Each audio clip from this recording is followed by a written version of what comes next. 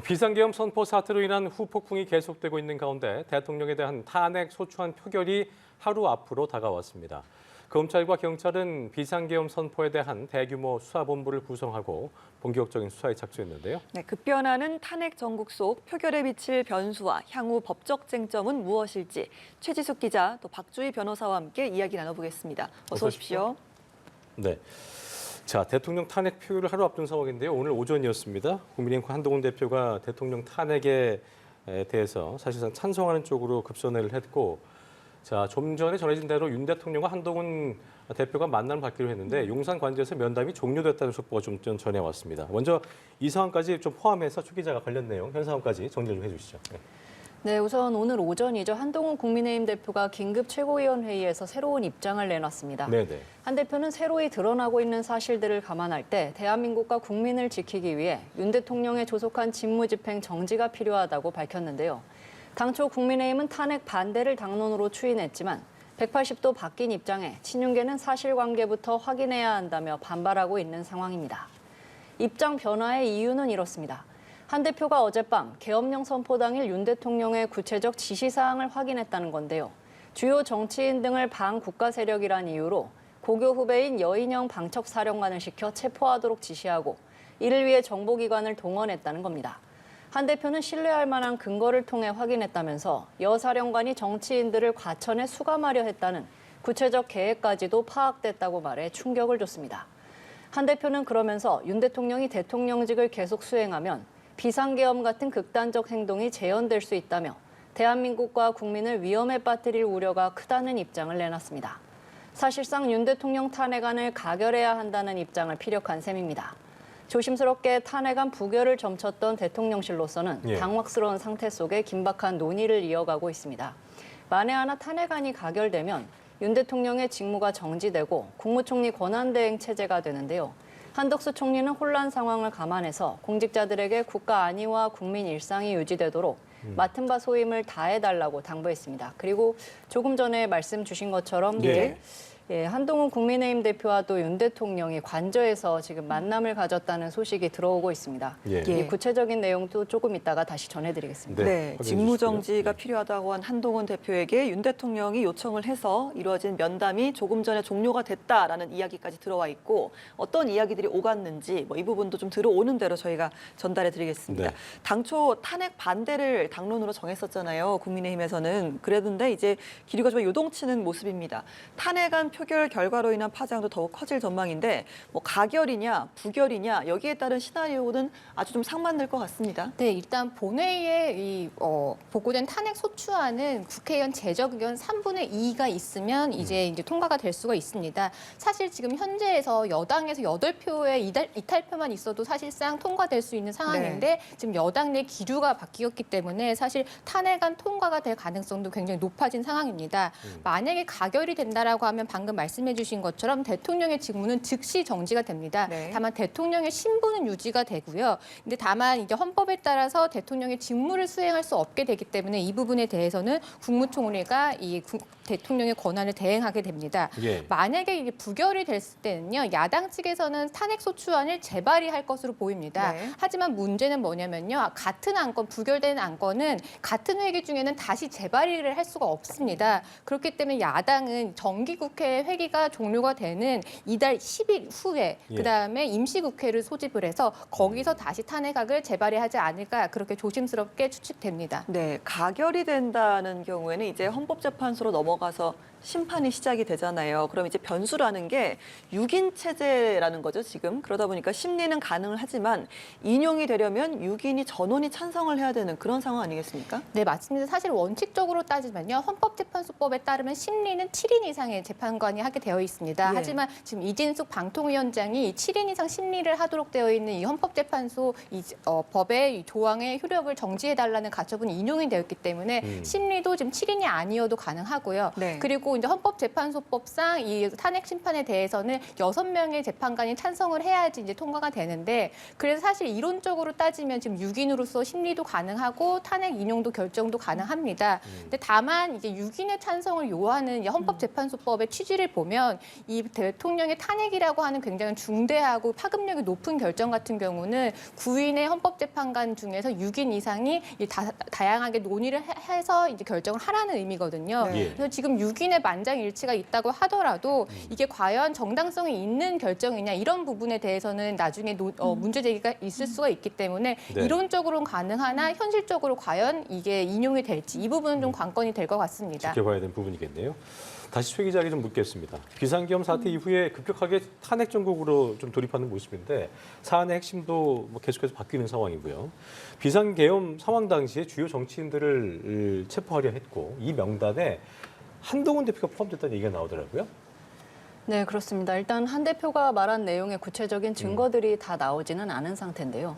일단 정보 소식 통발로 이 같은 정황이 사실이라는 증언들이 조금씩 흘러나오고 있습니다. 예.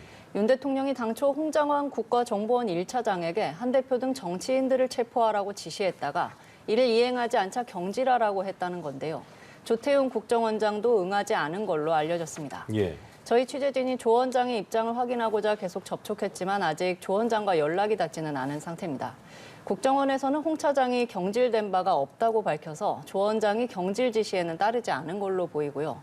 홍 차장은 현재 국회 정보위원회에 출석해서 상세한 경위에 대해서 답하고 있습니다.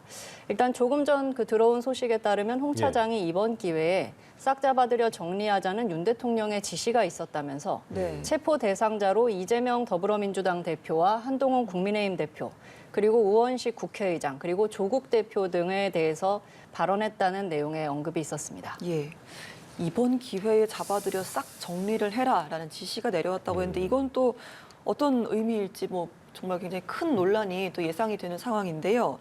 만약에 이런 사실관계 확인이 이루어지면 이 또한 수사 대상이 될 가능성도 높아 보입니다. 계엄 상황을 이용을 해서 정치인을 체포하려는 시도 자체가 일단은 문제가 될 수 있다는 말이죠. 네, 그리고 지금 윤 대통령 같은 경우는 지금 내란죄와 직권남용죄로 지금 고발이 되어 있는 상태인데요. 지금 만약에 지금 말씀하신 내용이 만약에 사실로 밝혀진다라고 네. 하면 이 부분은 내란죄와 직권남용죄 성립에 직접적으로 이 작용을 할 수가 있을 겁니다. 네. 왜냐하면 이제 처음에는 이제 비상계엄 같은 경우는 고도의 정치 행위이기 때문에 사법적 판단에 예외가 되어야 된다는 의견도 있었습니다. 하지만 이 비상계엄이 할 수 있는 범위는요, 정부 또는 사법에 대한 특별 조치입니다. 그런데 국회의원들에 대해서는 특별 조치를 할 수가 없는데 이런 정치인들을 체포를 해서 구금하려는 시도가 있었다. 이 부분은 사실은 이 헌법에서도 허용되지 않는 비상계엄의 범위이기 때문에 이런 부분은 내란죄나 아니면 직권남용죄의 직접적인 근거로 작용할 수가 있습니다. 네, 그렇군요. 이게 직접적으로 근거가 된다면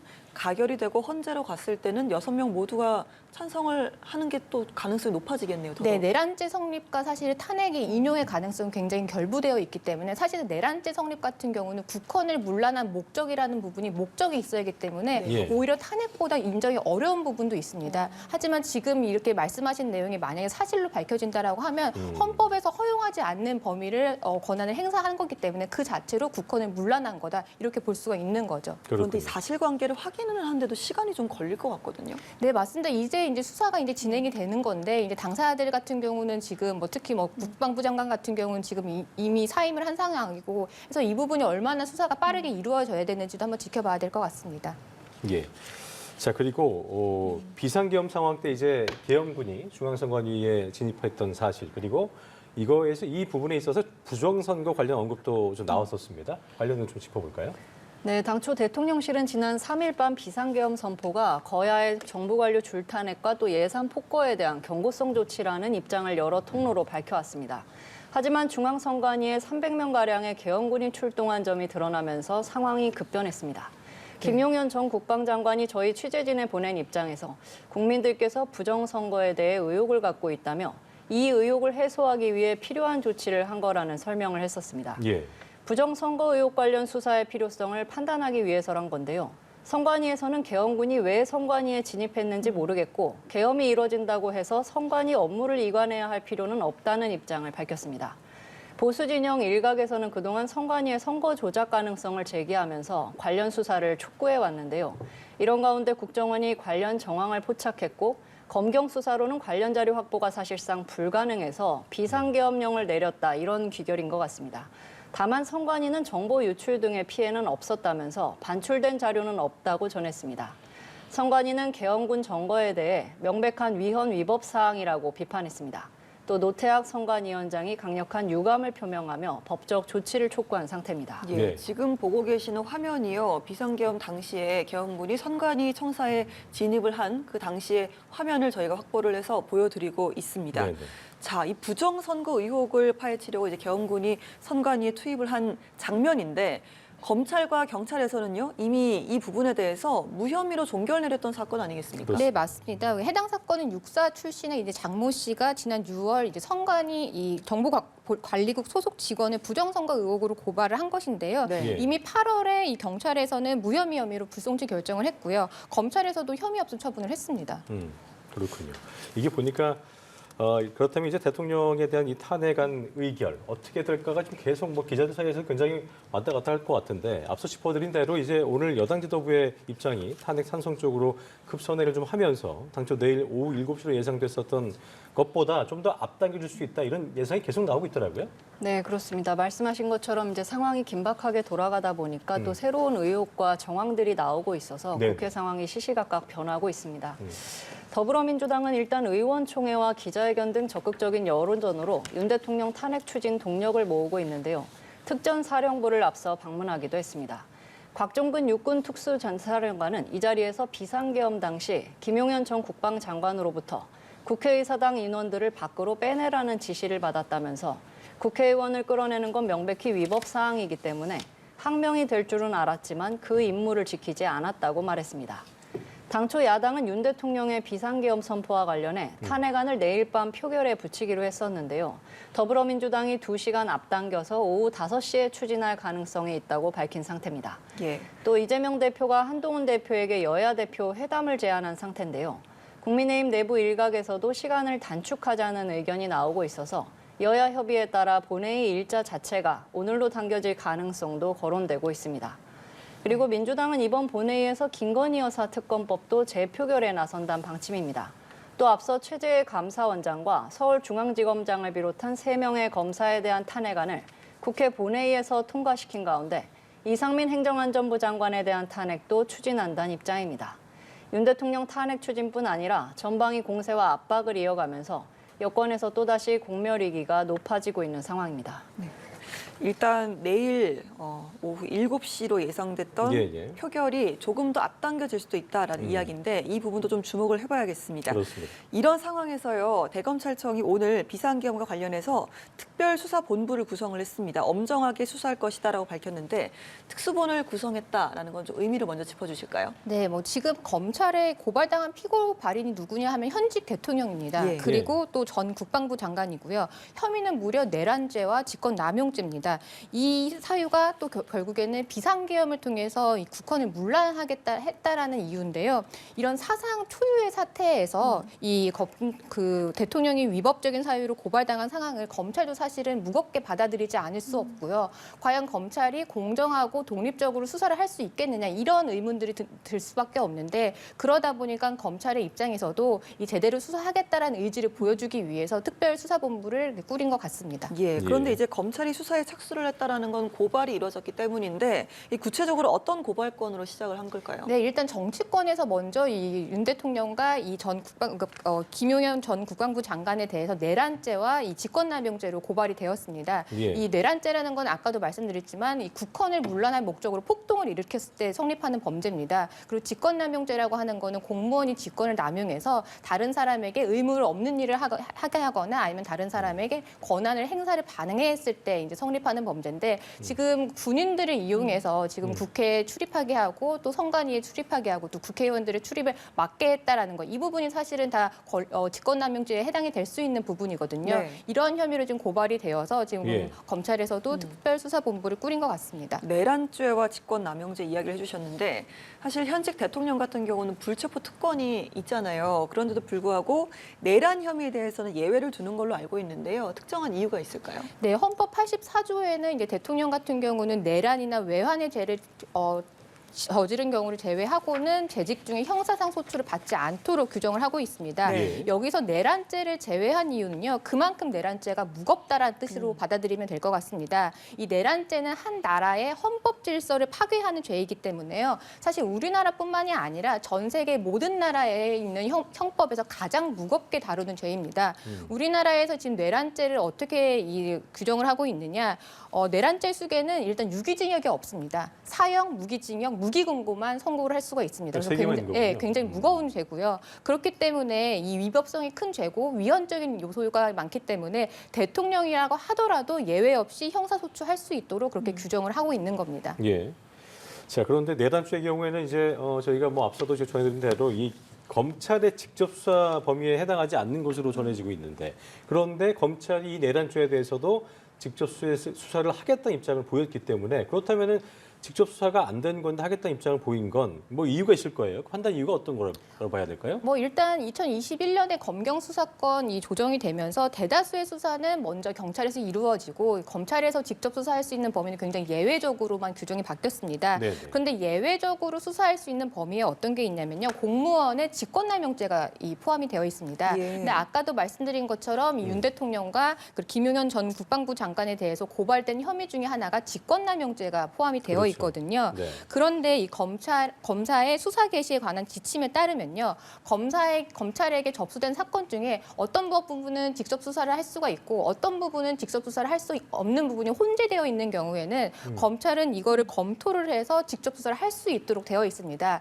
그래서 지금 피고발 혐의가 이 내란죄와 직권남용죄가 같이 섞여 있으니까 이 직권남용에 대해서는 직접 수사할 수 있는 범위니까 내란죄까지 포함을 해서 직접 관련되어 있는 사건이라고 검토를 해서 그렇게 직접 수사를 하겠다 이런 의지를 보이는 것 같습니다. 그러니까 내란죄만 단독으로만 안 되겠습니다만 네. 직권남용이 포함이 돼 있으면 같이 할 수 있다는 그 말씀이신 거죠? 네, 그리고 사실 검찰 입장에서도 수사의 편의라든지 이런 부분을 고려를 한 것 같습니다. 왜냐하면 지금 고발된 게 내란죄와 직권남용죄인데 직권남용죄만 직접 수사가 가능하다고 해서 이제 검찰에서 이걸 수사를 하고 내란죄는 다시 경찰로 내려다보이면 사실 사건이 좀 쪼개져서 이제 수사를 하게 되는 부분이 있거든요. 하지만 사실관계는 굉장히 동일한 관계이기 때문에 한 번에 일거에 수사를 하는 게 수사의 효율성이나 통일성 측면에서도 옳다 이렇게 판단을 하고 있는 것 같습니다.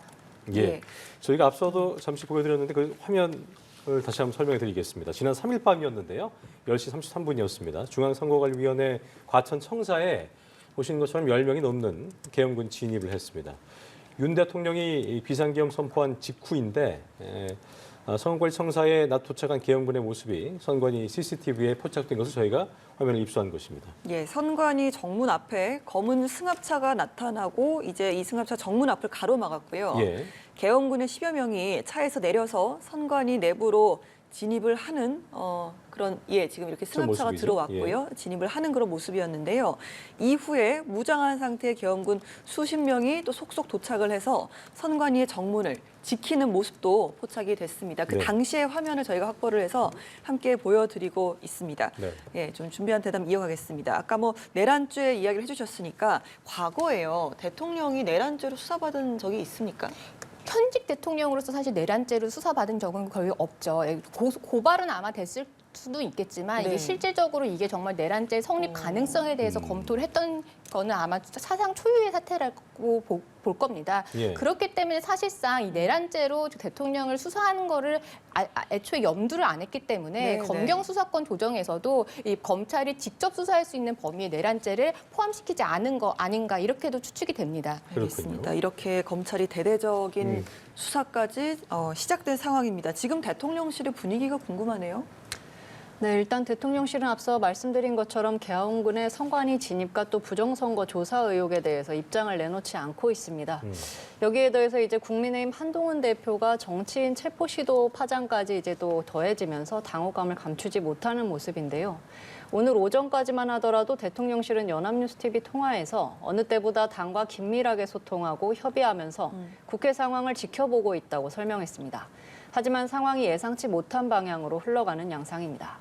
저희 취재진이 한 대표의 발언 직후부터 입장을 묻고 있지만 아직까지 공식적인 답변을 듣지는 못한 상태고요. 다만 관련 논의를 위해서 비공개로 긴급회의가 시시각각 이뤄지고 있다는 후문입니다. 이런 가운데 윤 대통령과 한동훈 국민의힘 대표가 독대에 나선 걸로 조금 전 전해드린 것처럼 이제 파악이 됐는데요. 상황이 긴박한 만큼 일단 윤 대통령이 먼저 제안을 한 걸로 보이고요.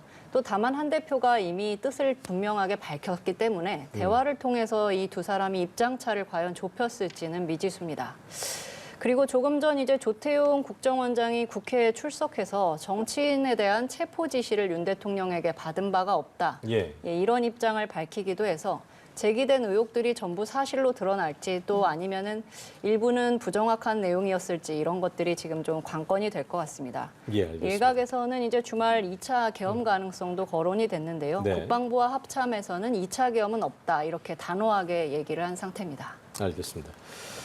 자, 경찰도 이번 비상사태에 대해서 비상계엄 사태에 대해서 대규모 수사팀을 꾸렸습니다. 무려 120여 명의 전담 수사팀을 구성했는데 이 정도 규모면 상당한 규모 아니겠습니까? 네, 맞습니다. 아까도 말씀드렸듯이 현직 대통령이 내란죄로 고발되는 사상 초유의 사태이기 때문에 이 경찰 역시 검찰과 마찬가지로 이 사안을 좀 무겁게 받아들일 수밖에 없는데요. 특히 피고발인 중에는요, 조지호 경찰청장 그리고 김복식 서울청장도 포함되어 있습니다. 더구나 이 경찰의 경우에는 행정안전부 장관의 이제 관할인데 지금 이상민 장관도 지금 계엄에 책임이 있지 않느냐 이런 지금 비판을 받고 있는 상황입니다. 그러다 보니까 경찰 입장에서는 외부에서 과연 경찰이 독립적으로 수사를 공정하게 할 수 있을까라는 이런 의문을 받을 수가 있기 때문에 경찰 입장에서도 수사 의지를 보여주기 위해서 이런 전담 수사팀을 구성한 것으로 보입니다. 그렇군요. 자, 이런 상황에서 윤 대통령의 입장 표명에 관심이 쏠리는데 지금 사흘째 침묵을 이어오고 있지 않습니까? 오늘은 담화에 나설 가능성이 있을까요? 네, 오늘도 아직 현재까지는 담화에 대해서 입장 표명을 분명히 하지 않고 있는데요. 저희 이제 취재진이 확인한 바에 따르면 어제 오전에는 오전 10시나 또는 11시쯤 윤 대통령이 추가 담화를 검토를 했었습니다. 원래 비상계엄 선포의 취지하고 배경, 또 혼란상에 대한 대국민 사과 등이 담길 예정이었는데요. 하지만 당과 협의 후에 이를 보류하고 주말까지 공식 일정 없이 국회 상황을 주시하기로 했었습니다. 그리고 그 사이 한 대표가 앞서 전해드린 것처럼 오늘 오전에 직무정지 불가피 발언을 내놓으면서 이미 사과할 타이밍을 놓친 거 아니냐 이런 지적도 나오고 있습니다. 다만 현 상황에 대해 어떤 식으로든 윤 대통령의 직접적인 설명이 불가피한 만큼 대통령실도 관련 검토에 나선 걸로 전해졌습니다. 당초 탄핵안 부결 시 담화에 나설 거란 관측도 있었지만 거야에 더해서 국민의힘 친한계 의원들이 표를 던지면 이 탄핵안이 그대로 가결될 가능성이 커지기 때문에 상황이 더 긴박해졌습니다. 이에 따라 윤 대통령이 오늘이라도 입장을 내놓을 가능성도 조금씩 나오고 있습니다. 자, 급변하고 있는 탄핵 정국에 대해서 최지숙 기자, 박주희 변호사 지금까지 함께했습니다. 오늘 말씀 고맙습니다. 고맙습니다. 감사합니다.